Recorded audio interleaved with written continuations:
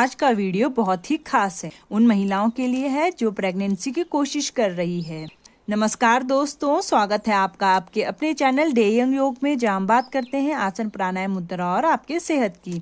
आज का वीडियो उन महिलाओं के लिए है जो प्रेगनेंसी की कोशिश कर रही है। अक्सर जब हम डॉक्टर के पास जाते हैं तो वो फॉलिकल साइज और एंडोमेट्रियल थिकनेस चेक करती है। अगर ये सही ना बढ़े तो प्रेगनेंसी में बहुत ही दिक्कत आ जाती है।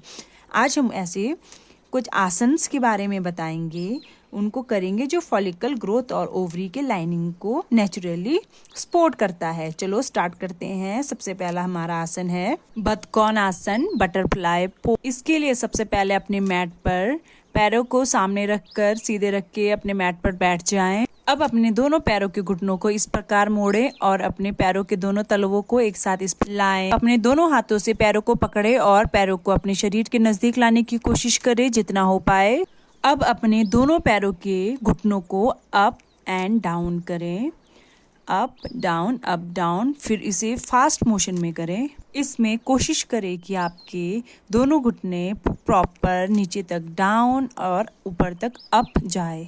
ये आसन ओवरीज में ब्लड सर्कुलेशन को बढ़ाता है। ये हमारे फॉलिकल्स एंड एंडोमेट्रियल थिकनेस के लिए बहुत ही फायदेमंद है। ये जितने भी इस वीडियो में आसन बताए गए हैं, ये दवाइयों जितने असरदार, बहुत जल्दी असरदार तो नहीं होंगे, लेकिन ये एक सपोर्टिंग रोल अदा करता है। इसलिए रेगुलर बेस पे करना बहुत ही ज़रूरी है।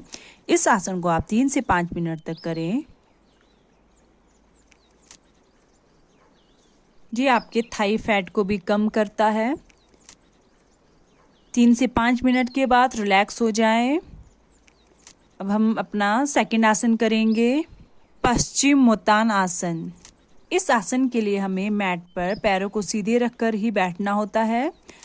बैठ जाएं, कमर सीधी, एक लंबी सांस लें और फिर अपने दोनों हाथों से दोनों पैरों को झुकते हुए टच करें। यदि आप पैरों की अंगुलियों को टच नहीं कर पा रहे हो तो जितना आप टच कर पा रहे हो या थोड़ा नीचे वहां तक उससे टच करें और इसी अवस्था में कुछ टाइम के लिए रुकें। जब तक आप रुक सकते हो कोशिश करें कमर सीधी रहे। आपका सर नीचे घुटनों तक नहीं जा पा रहा, आप बिल्कुल फ्लैट नीचे तक नहीं जा पा रहे हो, तो जहाँ तक जा पा रहे हो वहाँ तक रुकना है, उसी पोजीशन पे रुकना है। बट ज़बरदस्ती के झुकने की कोशिश में अपने पीठ को टेढ़ी नहीं करनी है, पीठ को सीधा ही रखना है। पैर के घुटनों को फोल्ड नहीं करना है, उसे सीधी रखनी है। पैरों में किसी भी प्रकार का ऑपरेशन हुआ हो तो इस टाइम इस योग अभ्यास को ना करें। पेट में भी ऑपरेशन हुआ है तो इसे ना करें। यदि हुआ है, बहुत टाइम हो चुका है, तो अपने दर्द के हिसाब से डॉक्टर की सलाह से ही करें। इससे रीढ़ की हड्डी लचीली होती है। हाई बीपी के लिए ये बहुत ही अच्छा है। मानसिक शांति मिलती है, तनाव कम होता है, चिंता कम होती है, शारीरिक थकान कम होती है। जिनको अनिद्रा है उसके में फायदा पहुंचाता है। रक्त संचार अच्छे से होता है। 1 मिनट बाद रिलैक्स हो जाएं। अब हमारा तीसरा आसन है सुप्त बतकौन आसन। इसके लिए आपको अपने मैट पर पीठ के बल लेट जाना है। इस प्रकार दोनों पैरों के घुटनों को फोल्ड करके पैरों को मिला करके इस प्रकार रखें और हाथों को खोल दें, हथेली ऊपर की ओर, आसमान की ओर। इस आसन को करने का एक दूसरा तरीका भी है। इसके लिए आपको वापस खड़े हो जाना है। इसमें आपको मैट पर बैठते ही अपने दोनों घुटनों को मोड़ के अपने पोजीशन पे बैठ जाना है। उसके बाद धीरे धीरे अपने आप को पीछे की ओर लेटना है आपको। इसके बाद अपने दोनों हाथों को फैलाना है और हथेलियों को आसमान की ओर रखें। अपने पोजीशन को अच्छे से बैलेंस करें। अपने घुटनों को ज़मीन से अच्छे से लगाने की कोशिश करें। अब इस अवस्था में कुछ समय के लिए रुकें।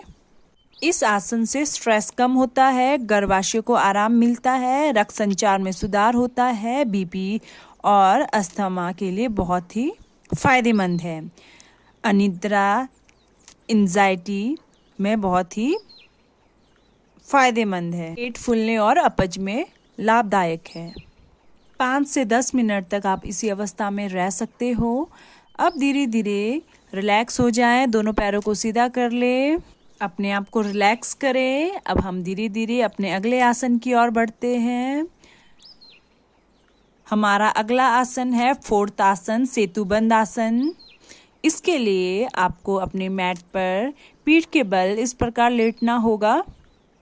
अपने मैट पर पीठ के बल लेट जाने के बाद अपने दोनों घुटनों को इस प्रकार मोड़ें और अपने एड़ियों को अपने शरीर के पास इस प्रकार चिपकाएं।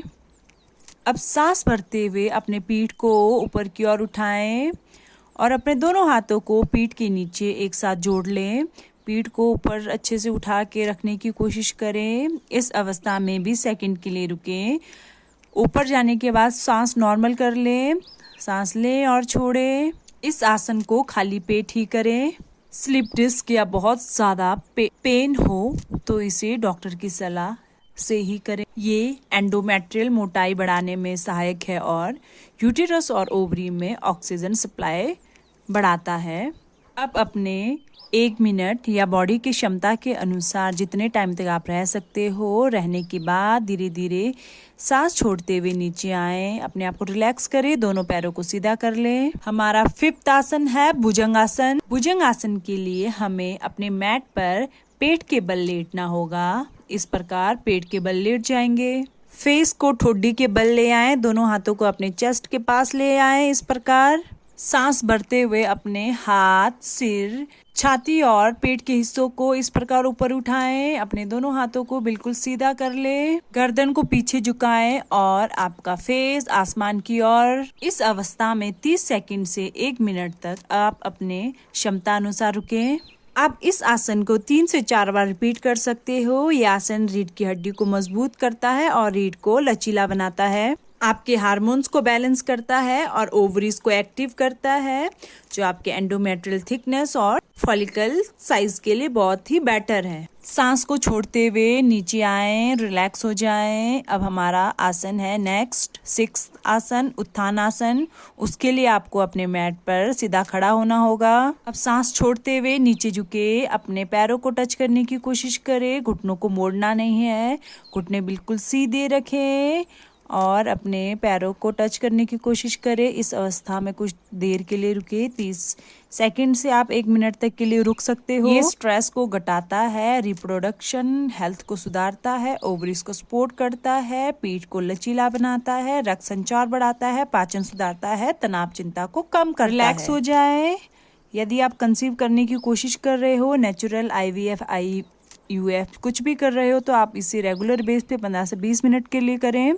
अगर आपको वीडियो पसंद आया हो, लाइक, कमेंट, शेयर और सब्सक्राइब करना ना भूलें। खुश रहें, स्वस्थ रहें। नमस्कार दोस्तों।